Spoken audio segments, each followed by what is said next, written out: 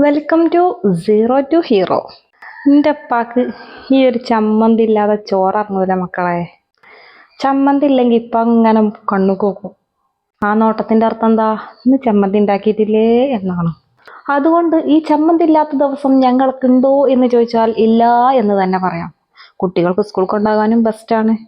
ഇനിയിപ്പോൾ രാവിലെ ദോശക്കായാലും ഇഡലിക്കായാലും 10 മണിക്ക് കഞ്ഞിക്കായാലും ചോറ്റിക്കായാലൊക്കെ ഈ ചമ്മന്തി ഞങ്ങൾക്ക് മസ്റ്റാണ്. അപ്പോൾ ഇതെങ്ങനെ ഉണ്ടാക്കാൻ നോക്കുക. ചൂടായ ഒരു ചട്ടിയിലേക്ക് വെളിച്ചെണ്ണ ഒഴിക്കുക. അതിലേക്ക് ഒരു 10 വറ്റൽമുളക് ഇങ്ങോട്ട് ഇട്ടെടുത്തോളി. ഇത് തിരിച്ചും മറിച്ചൊക്കെ അങ്ങോട്ട് ഇളക്കി കൊടുത്ത് നല്ലോണം നെരിച്ച് വറുത്ത് ഇങ്ങോട്ട് എടുക്കണം. അല്ലാ, പുകയിലൊടുങ്ങി. ഞാനിപ്പോൾ ഇതിൻ്റെ ഒന്ന് ഓഫാക്കിക്കണം. ഇതുപോലെ തീയൊന്നും മേറരുത്.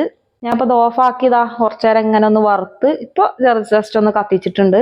അങ്ങനെ പുകയിച്ച് കരിച്ചാതൊക്കെ നിങ്ങൾ നല്ലപോലെ ഇങ്ങോട്ട് വറുത്തെടുത്തോളി.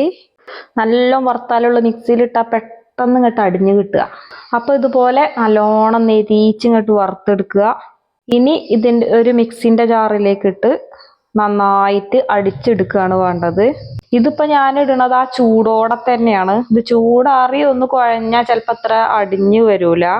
ഇനി ഇത് നന്നായിട്ട് അടിച്ചെടുക്കുക. ഇതാ ഇതുപോലെ.